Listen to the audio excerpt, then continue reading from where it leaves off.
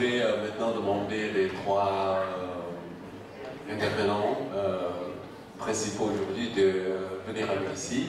Premier, M. Marc Bitton, oui, conseiller pour les affaires de coopération internationale. Et puis, deuxième, Mme Moné Goudas-Moron, la doyenne de la faculté des sciences culturelles. Bon, elle est spécialiste de analyse critique du discours et spécialiste des questions de genre. Et puis, bien sûr, M. Jean Couteau. M. Jean Couteau est artiste et observateur d'art et il a obtenu son doctorat à l'ES, branche de Sorbonne. Ce qui est intéressant, c'est son thèse sur iconographie des images de Bali, n'est-ce pas? Et il a écrit plus de 15 livres en 3 langues, c'est-à-dire anglais, français et indonésien. Et voilà. Et je commence par M. Bitton tout d'abord. Bon, vous avez chacun 15 minutes et puis le reste du temps, on va discuter. Oui, M. Bitton. Bonjour à toutes, bonjour à tous. Alors, je précise pour tous nos conférenciers, tout le public aujourd'hui présent, les intervenants, que I love baby, ça se dit aussi je t'aime bébé en français, dans le texte. On est donc ravis d'être ici pour cette conférence annuelle. Vous avez le petit... Merci beaucoup.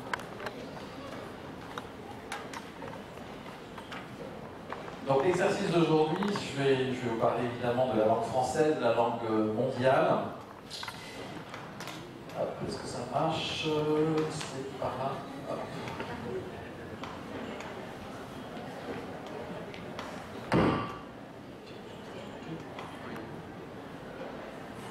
Ok.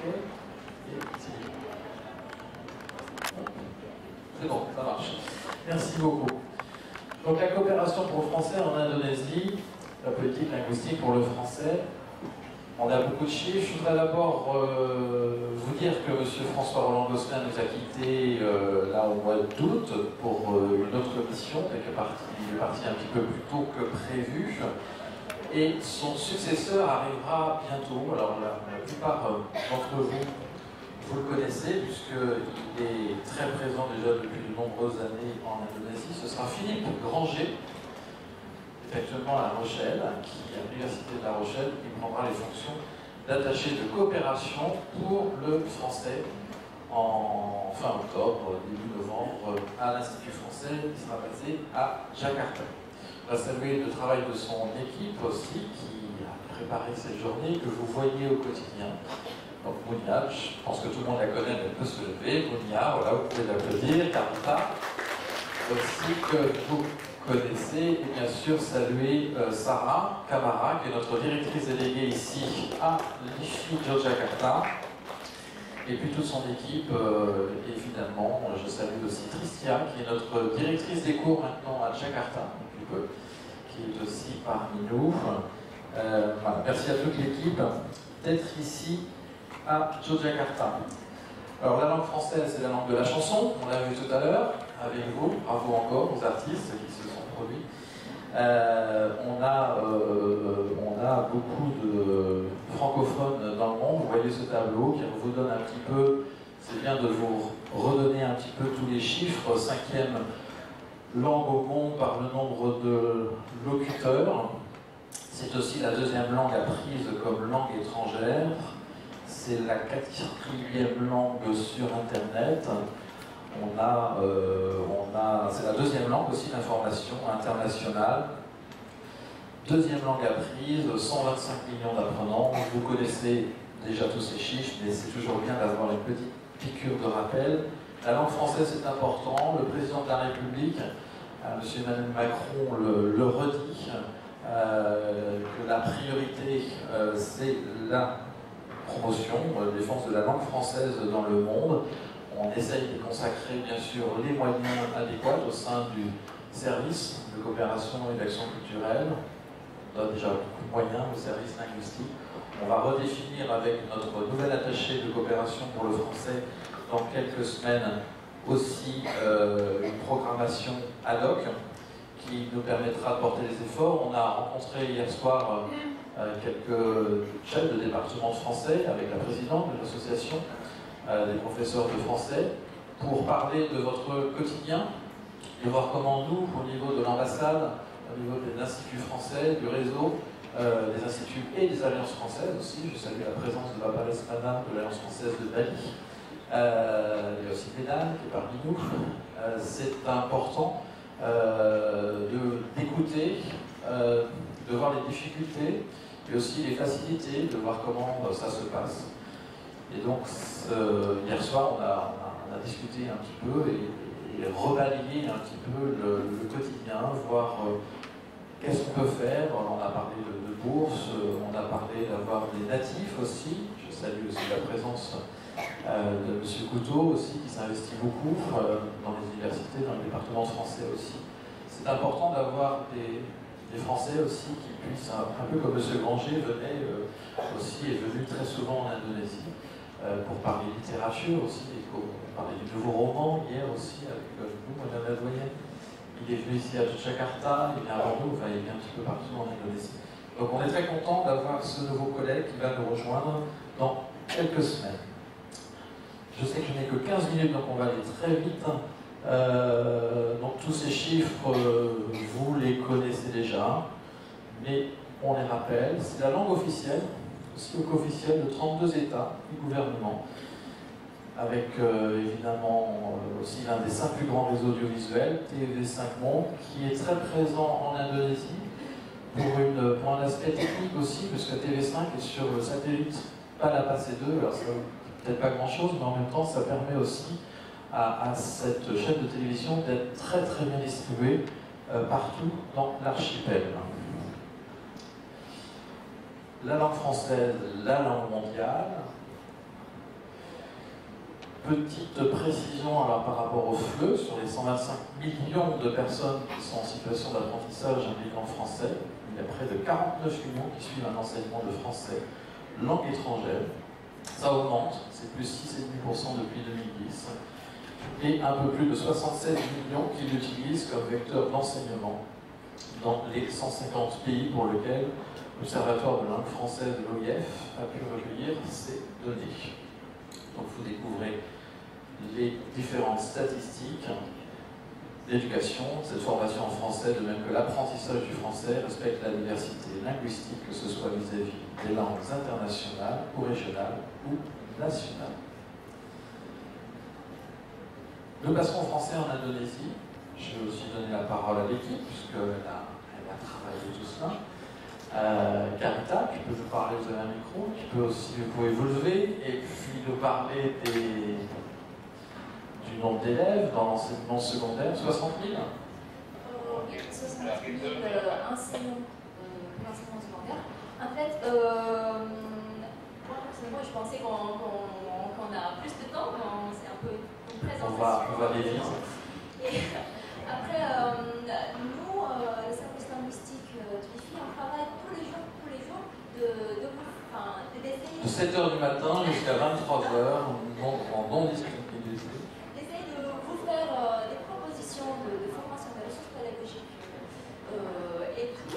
En plus, en regardant les chiffres, parmi les 49 millions des apprenants de français en langue étrangère, et nous, ici en Indonésie, c'est que 10 500 étudiants.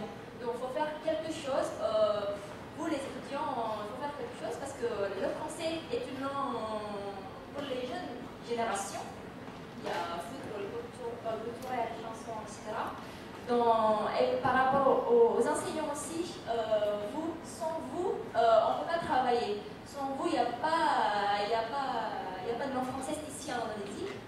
Donc, il faut augmenter le nombre d'enseignants aussi, et sans perdre. Parce que je sais bien la situation ici en Indonésie, il y a beaucoup d'enseignants au niveau secondaire qui doivent enseigner en notre domaine. Enfin, donc, il faut essayer de négocier avec les proviseurs, contactez-nous donnez-nous des informations, comme ça on peut faire quelque chose ensemble. Donc c'est une coopération, on travaille ensemble, c'est pas que juste vous nous donnez quelque chose et nous on vous donne quelque chose, mais c'est une coopération, on travaille ensemble.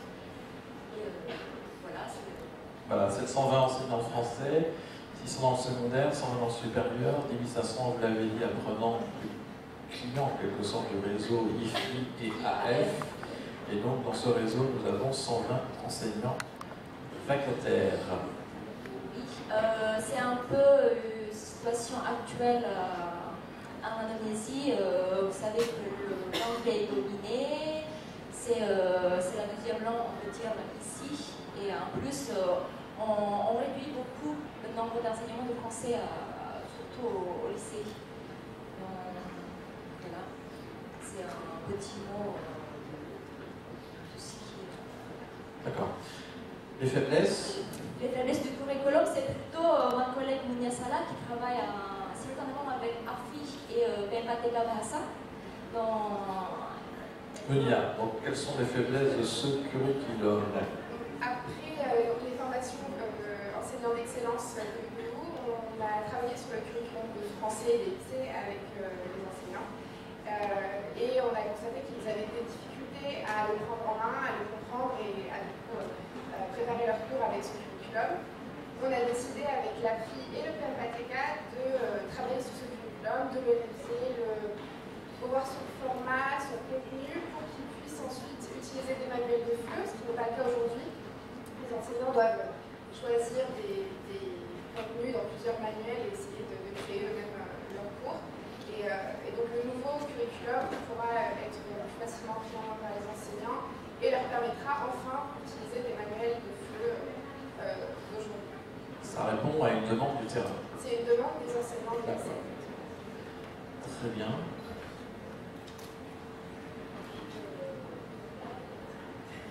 Allons-y, puisque le temps nous est compté. Opération de terrain, puisqu'on parle du terrain. Ouais, en fait, comme je vous ai dit tout à l'heure, on essaie de faire des coopérations en qualité, durables et cohérentes. Donc, ce n'est pas des programmes juste pour 1 an ou 2 ans, mais on essaie quand même de faire des choses long terme. Donc, pour l'instant, on a fait beaucoup de formations avec l'aide des antennes de Wi-Fi à Jakarta, Bandung, Yogyakarta, Surabaya et aussi les AF à Medan, Bali, Semarang. Balikpapan. De vous donner des ressources pédagogiques et on essaie peut-être à partir de l'année prochaine, on ne sait pas encore, mais on essaie de vous aider par rapport au manuel de FLE. Déjà, on est en train de préparer un manuel de FLE version indonésienne et on verra après qu'est-ce qu'on peut faire pour vous. Et aussi, on met à disposition les stagiaires FLE. Alors les stagiaires FLE, on en a parlé hier soir. Je ne sais plus qui me disait que les stagiaires FLE c'était bien, mais si on pouvait les garder plus longtemps parce qu'ils ne font que 6 mois. Ouais. Et c'est possible de les garder plus longtemps? Avant c'était 9 mois et on a réduit, c'est vrai, à 6 mois. C'est parce que aussi c'est le visa en premier. Et puis après. Donc on est tenu par rapport au visa, on ne peut pas avoir plus de 6 mois, c'est ça? Ouais. Parce qu'avant on utilisait le visa socioculturel, normalement c'est pas ça. Donc on essaie de mettre en place un visa courte durée. Donc c'est plus difficile et pour le gouvernement indonésien, pour l'instant c'est 6 mois et le gouvernement français aussi apparemment c'est réduit à 6 mois. Mais on verra ensemble si on peut faire 9 mois, 1 an, 2 ans. Ah bah plus, je pense que tout le monde est content d'avoir des locuteurs natifs, évidemment, dans les différents départements. Peut-être on peut faire des événements où il y a des locuteurs natifs. Enfin, c'est pas forcément avec stagiaire FLE, mais une intervention de temps en temps. Les interventions d'enseignants. Ça serait bien. Okay. Est-ce qu'un mot peut-être des séjours linguistiques, des bourses, parce qu'on a parlé aussi hier soir avec les chefs de département de français. Combien sont partis? Les professeurs sont partis grâce à vous? Combien sont partis? Il y en a beaucoup et cette année, c'est vrai que pour les séjours linguistiques, à la fois c'est pour nos enseignants IFIAF et aussi pour pour les gagnants des concours IFPROF. Vous connaissez déjà ce que c'est IFPROF. Il y a combien d'inscrits sur la plateforme IFPROF?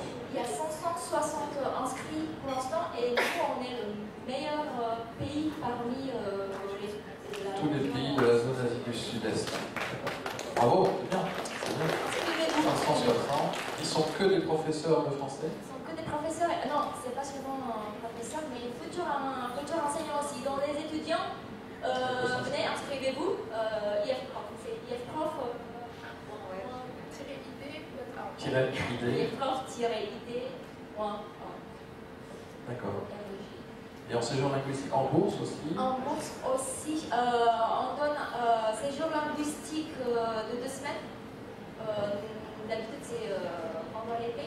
Et aussi, il y a une bourse de couverture sociale. Donc, pour les étudiants qui souhaitent aller en France, mais nous, la politique de la France, à partir de il y a 2 ans, c'est pas une bourse complète, mais bourse de couverture sociale. Donc, c'est visa, assurance et frais d'inspection à l'université gratuits. Donc, donnez-nous des informations si vos étudiants, les enseignants et les étudiants vous-même, si vous souhaitez partir en France avec bourse de Puis je signale au passage, puisqu'on l'a rencontré tout à l'heure, ici à Yogyakarta, il y a une nouvelle représentante de Campus France. Elle s'appelle Renza. Elle est là, voilà, vous allez vous lever, comme ça on va vous identifier. Voilà, Renza qui prend les fonctions de chargée de Campus France. Campus France étant l'organisme qui prépare aux études en France. On a de plus en plus d'étudiants qui partent en France. C'est grâce à votre travail aussi, puisque avec l'apprentissage de la langue, eh bien, vous leur donnez l'envie de France, l'envie de faire des études en France. Là, je m'adresse aux professeurs. Et c'est important parce qu'on est passé de 450 étudiants indonésiens qui allaient faire leurs études en France à 600 maintenant, donc c'est en augmentation. Donc c'est grâce aussi, et en particulier à votre travail. Puisqu'on parle de ces étudiants qui vont en France, je fais un petit aparté en signalant que le 27 octobre, donc ceux qui sont aussi alumni parmi vous, donc anciens étudiants aussi en France, il y aura un rendez-vous le 27 octobre à Jakarta, où on invite tous ceux qui se sont inscrits sur la plateforme Alumni. Vous êtes aujourd'hui 1570 ou 72 inscrits sur cette plateforme, c'est beaucoup. Je ne sais pas si les 1572 viendront le samedi 27 octobre, ce sera au Ritz-Carlton, c'est toute une journée pour que les alumni puissent se retrouver, partager aussi leurs souvenirs, partager aussi leur amour de la France aussi, de la relation franco-indonésienne le 27 octobre, donc à retenir sur vos agendas. Je passe très vite. Juste un petit mot pour PBPU, peut-être la plupart d'entre vous, ah non, parce que c'est les étudiants. Il y a une formation, PBPU, c'est Belajar Bahasa Prancis Unggulan, c'est une formation.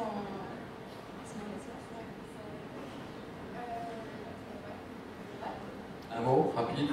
C'est une formation pour les enseignants de lycée et on a formé 175 enseignants et l'année prochaine on prévoit même le nombre d'enseignants qui sont formés avec le PERMADECA et on prépare une adaptation de cette formation pour justement les étudiants qui sont en université en département didactique. On devrait faire les formations aussi l'année prochaine. D'accord. Sur la formation des enseignants d'université, sur IFPROF, peut-être un dernier mot, c'est bon, on a passé. C'est juste pour IFPROF, comme je vous ai dit aussi, il y a un concours l'année prochaine. Ouais. Le concours sera lancé le 20 novembre 2018 jusqu'au 20 février 2019. C'est le même format que les concours de l'année dernière. Il s'agit de créer des ressources pédagogiques et de les publier sur le réseau, de les partager avec les collègues. Et à la clé, il y a des séjours linguistiques en France, des formations pédagogiques en Indonésie et des manuels, des livres de feu. Donc n'hésitez pas à participer. Il y a eu beaucoup de participants l'année dernière et on espère que cette année, il y aura plus d'étudiants participants. Voilà. Les résultats du concours, c'est un voyage. Deux voyages, Deux séjours linguistiques, un séjour linguistique pour un enseignant et un séjour pour l'étudiant.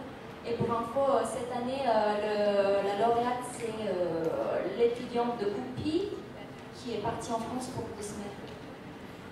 Voilà. Très bien. Il nous reste 1 minute pour conclure. DALF, on est moins cher que On est moins cher, toujours. Je sais qu'on entend aussi, j'en ai parlé aussi hier soir, on dirait c'est cher pour les étudiants. Bon, vous voyez là, vous découvrez les tarifs, on est un peu moins cher que TOEFL.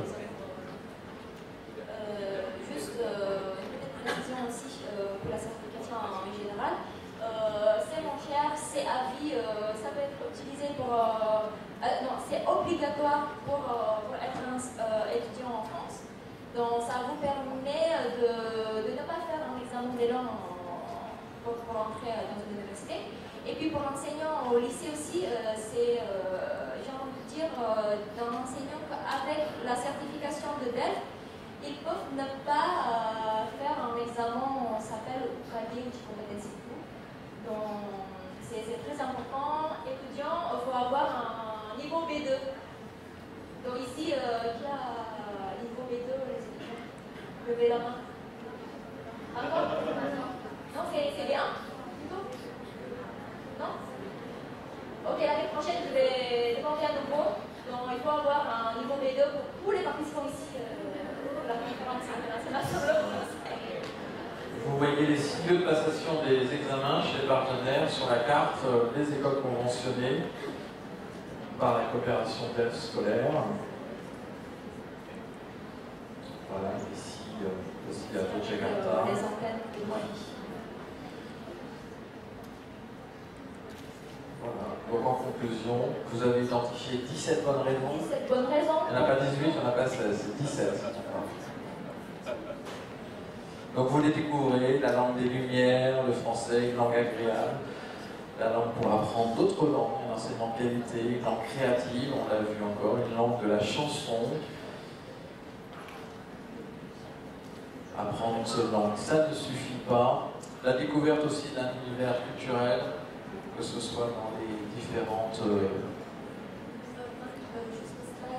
juste avant.